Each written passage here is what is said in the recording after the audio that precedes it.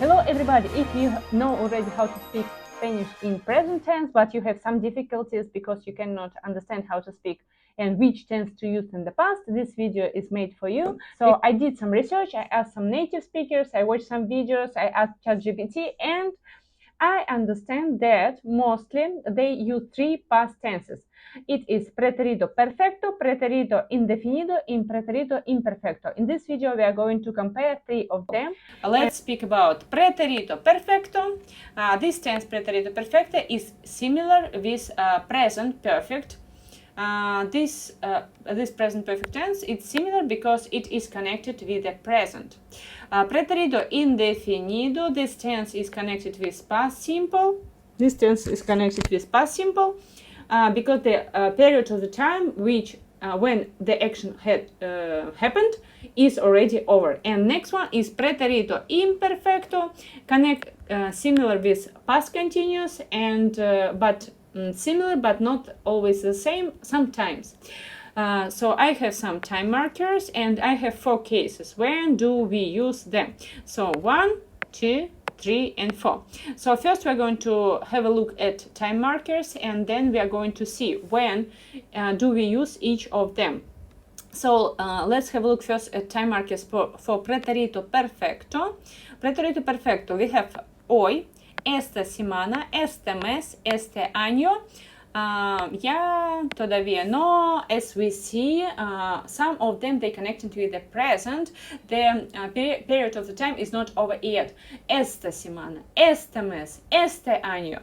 Next one is preterito indefinido.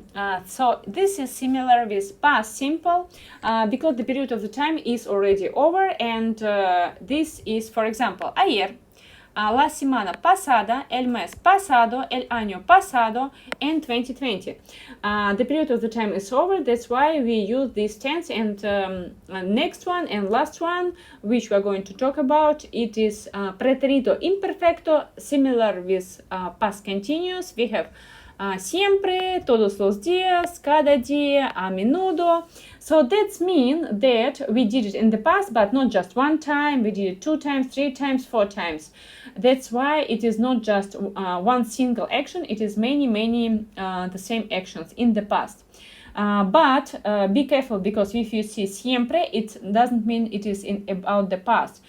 We have to have some another markers like period of the time, when did it happen, to understand that this was in the past. So let's have a look now at cases when do we use them. So first one, number 1, is how often did it happen in the past? Is it just single action, or is it action which happened many times in the past? Preterito perfecto, this is single action and it happened recently. For example, esta semana he visitado a mi abuela. I have visited my grandmother this week. This is important, this week. The period of the time is not over yet, that's why we use this tense. Next one, preterito indefinido, is also single action, but it happened a long time ago. How long time ago? It's not long time ago, but period of the time is already over. For example, la semana pasada visité a mi abuela. I visited my grandmother last week. Perfect. Next one, preterito perfecto. This action happened many times. Repeated action and long time ago. Repeated and long time ago. Example. Cuando era niño, visitaba a mi abuela todos los domingos. When I was a child, I visited my grandmother every Sunday. In this case, we see that we have cuando era niño is very typical for the preterito imperfecto. This is repeated action. As we see, she didn't visit her grandmother just one time. She visited her every Sunday. So that means she visited her 1, 2, 3, 4, 5 times, or we don't know how many. But it's important. This was repeated action. Number 2. When do we use them? When we are talking about when the action was completed. Preterito perfecto, the action was completed up to the moment of speaking. maybe I can see even result, like in present perfect in English, even I can see result, what happened, and I can ask some question, and I can say I just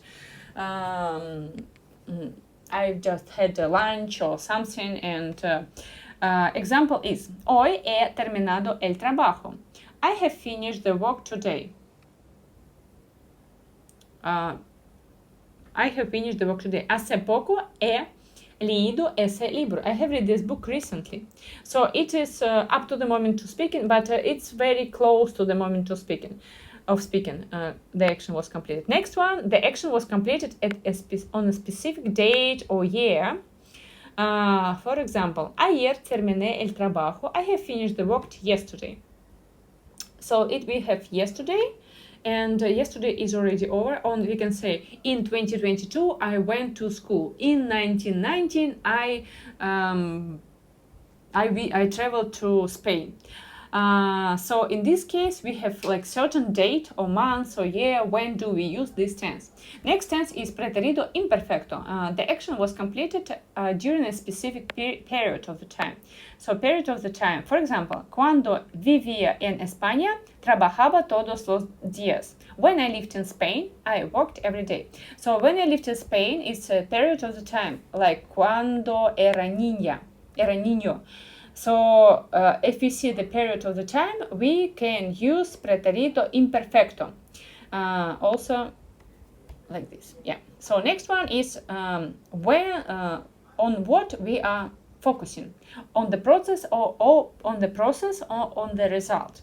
So preterido perfecto, we are focusing on the result. Example, ya he limpiado la casa. I have already cleaned my house. So we don't care about the process, how did she do it, what did she use, but we want to know about the result. How, when did it happen or not? Next one, preterido indefinido, we are focusing on result also, but the period of the time when she did it is over. Ayer limpié la casa. We are interested if she cleaned her house or not. We are not thinking about the process. Ayer limpié la casa. Yesterday I cleaned the house. Finalmente terminé el proyecto. I finally finished the project.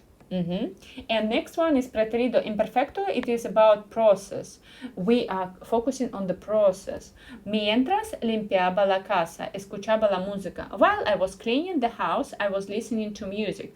So we're not interested in did he finish or didn't he finish the cleaning. So we are interested in that during the process of cleaning, she was listening. Maybe she enjoyed the listening, the cleaning, and everything. So we are thinking about the process. And last one is number 4. Mostly preterido perfecto we are using when we speak about life experience, facts, or news. So for example, on TV something happened and they can use preterido perfecto to talk about the news. And next is life experience. So it's very common. I think it will be very useful for you, because when you are going to speak with some foreigner, tell about some your experience in your life, which countries which country have you visited, you use this tense. He viajado a muchos países. I have traveled to many countries. I have spoken many languages. So I'm still alive, like in present perfect in English, and that's why I can do it more. It's not, the period of the time is not over yet, and that's why, like in English, I use present perfect. Preterido indefinido I use when I want to tell a story. When the story, and in this story I'm telling about what happened one by one. So one action, second action, third action, fourth action. For example, I woke up at 7 o'clock. I ate my breakfast. I went to school. I met my friend John at the school. So in this case we can use preterido indefinido because it is story and it is storytelling. Here we have an example about the date. In 2010 viajé a Francia, because also we use it when we have some dates. And last one, preterido imperfecto, we use when we describe also about storytelling. We use it in storytelling, but when we are talking about description of the people, habits or states or feelings. For example, ella era alta, tenía el pelo largo y siempre sonreía. She was tall, she had long hair and always smiled. So we are talking about her appearance. So we are describing her appearance. That's why we use preterito imperfecto. Let's have a look one more time and all the table. Let's take another pen, and let's have some. Have some conclusion about what did we see. As we understand, we can use 3 tenses, and it will be enough for people to speak in Spanish about the past, and people can understand you. You can feel more confident. We use preterito perfecto, preterito indefinido y preterito imperfecto. We have some time markers. If you see them, you can understand that you have these tense. Also, when you speak, you also can use them, and people can understand which tense to use, what we are talking about present, past, or something else. And we have 4 cases. When do we use these tense? The most common cases. How often did the action happen? Single, repeated. How long time ago? Recently, long time ago, long time ago.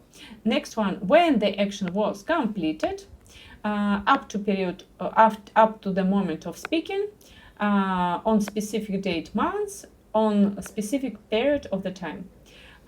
What we are concentrating on: a result or process, result, and process. And number 4 is more like a little bit different in each case. It's news, life experience, facts, storytelling, the action one by one, storytelling, but description of the people, feelings, and so on. So this is the end of our video, and I hope it will help you to speak more confident Spanish, to use past tense, and hope to see you next time. See you. Bye bye.